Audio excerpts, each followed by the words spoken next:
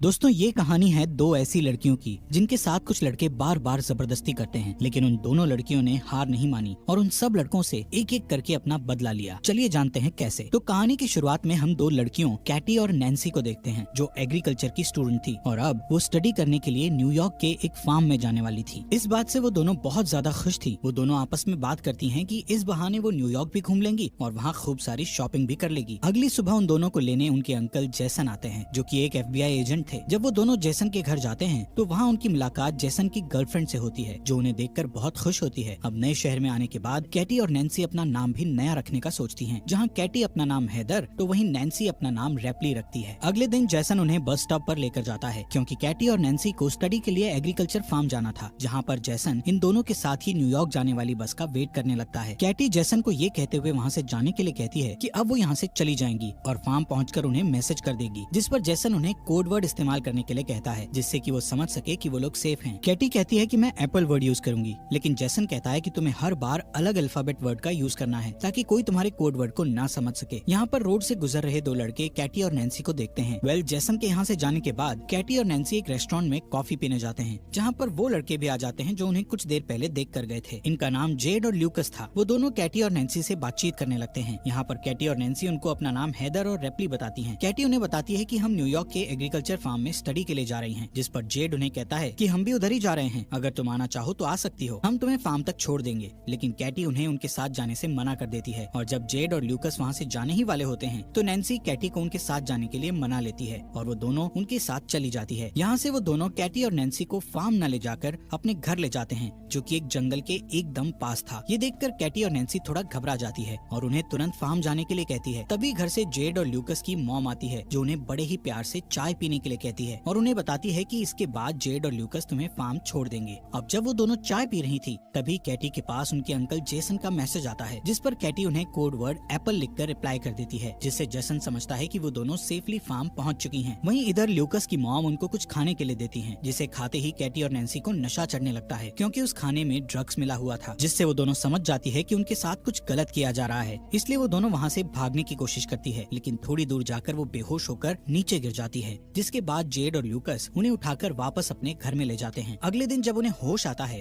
तो वो दोनों खुद को जंगल में पाती हैं। उनके हाथ लोहे की जंजीरों से बंधे हुए थे। ये सब देखकर वो दोनों बहुत ज्यादा डर जाती हैं और हेल्प के लिए चिल्लाने लगती हैं। तभी वहाँ जेड आता है और उन्हें बताता है कि तुम जंगल की ऐसी जगह पर हो जहाँ दूर दूर तक कोई भी इंसान नहीं है, इसलिए तुम्हारे चिल्लाने का कोई फायदा नहीं है। कुछ देर बाद वहाँ बोरिस नाम का एक आदमी आता है जो कैटी को उसका फोन दिखाता हुआ उससे कहता है कि तुम्हारे फोन पर किसी जेसन नाम के आदमी ने मैसेज किया है, जिसे तुमने पिछली बार मैसेज में उसको एप्पल लिखकर भेजा था। वो उन दोनों से इसका मतलब पूछने लगता है, जहाँ कैटी उन्हें बताती है कि एप्पल एक कोड वर्ड है जिसका मतलब है कि वो लोग ठीक हैं। इसके बाद बोरिस जैसन को रिप्लाई करता हुआ लिखता है कि सब कुछ ठीक है, हम फन कर रहे हैं, और कोड वर्ड के लिए वो एप्पल भी लिखता है। इसके बाद वो लोग कैटी और नैन्सी को उनके सामने ही नहाने के लिए फोर्स करते हैं कि तभी वहाँ एक शेरिफ नाम का पुलिस ऑफिसर आता है, जिसे देखकर कैटी और नैन्सी उनसे मदद मांगने लगती है, लेकिन तभी उन्हें पता लगता है कि वो पुलिस ऑफिसर भी जेड और ल्यूकस के साथ मिला हुआ है। ये देखकर वो दोनों ज्यादा डर जाती हैं। यहाँ कैटी और नैन्सी उनको समझाने की कोशिश करती है कि प्लीज हमें यहाँ से जाने दो, हम किसी को कुछ नहीं बताएंगे,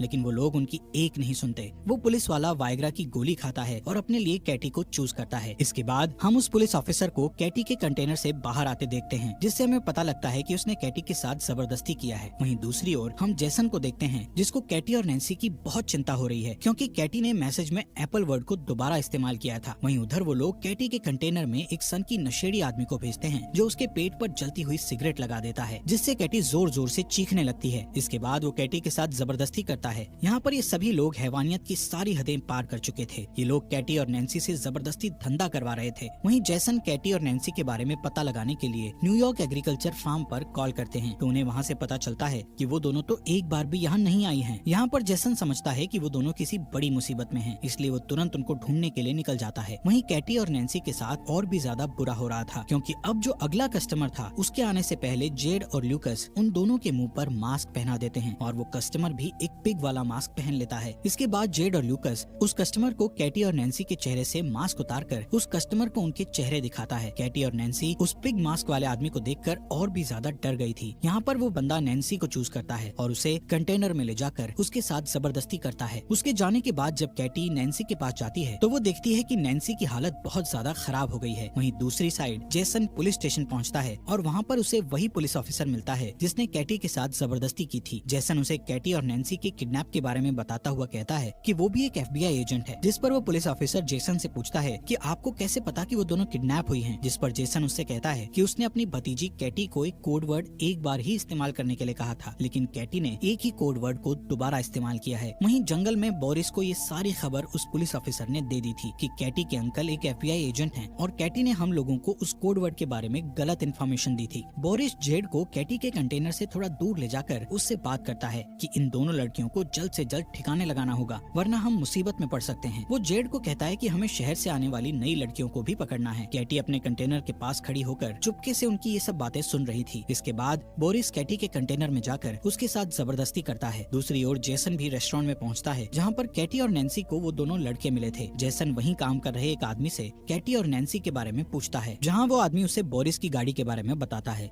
अगले दिन कैटी नैन्सी को बताती है कि वो लोग उन्हें मारने की प्लानिंग कर रहे हैं। तभी वहाँ जेड और बोरिस उसी नशेड़ी आदमी को अपने साथ लाते हैं जिसने कैटी के साथ जबरदस्ती की थी। वो उस नशेड़ी आदमी को कहते हैं कि हम दोनों जल्दी ही वापस आते हैं, तब तक तुम इन दोनों पर नजर रखना कि कहीं ये यहाँ से भाग न जाएं। उनके वहाँ से जाते ही कैटी उस नशेड़ी को अपनी ओर अट्रैक्ट करती है और उसे अपने साथ इंटीमेट होने के लिए उकसाती है। अब जैसे ही कैटी उस नशेड़ी के करीब जाती है तो कैटी उसके गले पर जोर से काट लेती है, जिससे उसके गले से खून निकलने लगता है और वहीं पर उस नशेड़ी की मौत हो जाती है। इसके बाद वो दोनों अपनी हथकड़ियाँ खोलकर वहाँ पर छुप जाती हैं और जब वो पुलिस वाला वहाँ पहुँचता है तो वो दोनों चुपके से उसकी गाड़ी लेकर वहाँ से निकल जाती हैं। यहाँ से वो दोनों एक मॉल में जाकर बहुत सारा अजीब सा सामान खरीदती है, जैसे हथौड़े, बहुत सारी कीलें, टेनिस बॉल और बहुत खतरनाक हथियार। इसके बाद वो मॉल के कैशियर के पास जाकर उससे बोरिस के घर का एड्रेस पूछती हैं, जिस पर वो उन्हें बोरिस के घर का एड्रेस बता देता है। वहीं जेसन बोरिस की कार इंश्योरेंस कंपनी में पहुँचता है और वहाँ पर उसे बोरिस के घर का पता मिल जाता है। यहाँ बोरिस अपने घर पर म्यूजिक लगाकर एंजॉय कर रहा था कि तभी वहाँ कैटी और नैन्सी आती हैं और टेनिस बॉल पर बहुत सारी कीलें लगाकर उसके मुंह पर मारती हैं, जिससे वो बेहोश हो जाता है और जैसे ही उसे होश आता है तो वो खुद को टेबल से बंधा पाता है। बोरिस उन्हें खुद को छोड़ने के लिए बहुत सारे पैसों का लालच देता है, लेकिन कैटी और नैन्सी को तो सिर्फ अपना बदला चाहिए था। यहाँ उनके अंकल जेसन भी बोरिस के घर के बाहर पहुँच गए थे। वहीं घर के अंदर कैटी और नैन्सी बोरिस से उस मास्क वाले आदमी का एड्रेस पूछती हैं, जिस पर बोरिस उन्हें उसका एड्रेस बता देता है। इसके बाद वो दोनों उसके पिछवाड़े में कीलों से भरा हुआ एक बेसबॉल घुसा देती हैं। बोरिस के चिल्लाने की आवाज सुनकर जेसन जल्दी से घर के अंदर जाता है, जहाँ पर जेसन को बोरिस मरा हुआ दिखता है। तभी उसे घर के पीछे गाड़ी की आवाज सुनाई देती है और जब तक वो बाहर जाता है तब तक कैटी और नैन्सी गाड़ी लेकर निकल चुकी थी। जेसन जल्दी से वापस पुलिस स्टेशन जाता है और उस पुलिसमैन से दोबारा कैटी और नैन्सी के बारे में पूछने लगता है। तभी जेसन कैटी को कॉल लगाता है तो उसे पता लगता है कि कैटी का फोन उस पुलिसमैन के पास ही है। अब इससे पहले कि जेसन कुछ कर पाता, पुलिसमैन उसके पीछे गन पॉइंट करके खड़ा हो जाता है। दूसरी ओर कैटी और नैन्सी एक चर्च में पहुंच जाते हैं, जहां हमें पता चलता है कि वो पिग मास्क वाला आदमी कोई और नहीं बल्कि इस चर्च का फादर है। इसके बाद नैन्सी एक बेसबॉल बैट लेकर वहां उसके पास पहुंचती है तो वो नैन्सी को एकदम से पहचान लेता है और तभी कैटी पीछे से उस पर बेसबॉल से अटैक करके उसे बेहोश कर देती है। वो दोनों उसे गाड़ी के पीछे बांधकर घसीटते हुए टाउन में लेकर आती हैं और वहाँ एक दुकान से माचिस और पेट्रोल खरीदकर उस पर पेट्रोल छिड़ककर उसे जिंदा ही जलाकर मार डालती हैं। वहीं जेसन को उस पुलिस वाले ने कैद कर रखा था। कुछ देर बाद वो दो नई लड़कियों को किडनैप करके वहाँ लाता है और जब वो उन लड़कियों के साथ जबरदस्ती करने लगता है तभी पीछे चुपके से कैटी और नैन्सी वहाँ आकर बेसबॉल से उसके सर पर अटैक करके उसे बेहोश कर देती हैं। जब उसे होश आता है तो वो खुद को कुर्सी से बंधा हुआ पाता है और उन दोनों से माफी मांगने लगता है। तभी कैटी गन में सिर्फ एक बुलेट डालकर उसे डराती है और वो दोनों बारी बारी से उस पर गन से शूट करने लगती है, लेकिन वो सभी शूट में बच जाता है, जिससे वो थोड़ा मुस्कुराता है। लेकिन अगले ही सेकंड में कैटी उसे फाइनल शूट करके जान से मार देती है। इसके बाद कैटी और नैन्सी वहाँ मौजूद दोनों लड़कियों को पूरी तरह से फ्री करके उन्हें जेसन को खोलने के लिए कहती है और खुद वहाँ से चली जाती हैं। वो लड़कियाँ जेसन की रस्सी खोलकर उसे बताती हैं कि उन लड़कियों ने हमें ऐसा करने को कहा। यहाँ पर जेसन को पूरी बात समझ आ जाती है कि वो दोनों लड़कियाँ कोई और नहीं बल्कि कैटी और नैन्सी ही हैं। वहीं हम जेड और ल्यूकस की मॉम को देखते हैं जो इस समय ड्रिंक कर रही थी। तभी उसे अजीब सा नशा होने लगता है, जिससे वो वहीं पर गिरकर बेहोश हो जाती है। इसके बाद जब उसे होश आता है तो वहाँ कैटी और नैन्सी ने उसको बेसमेंट में कुर्सी से बांध रखा होता है। उन दोनों ने जेड को भी उसके बिल्कुल सामने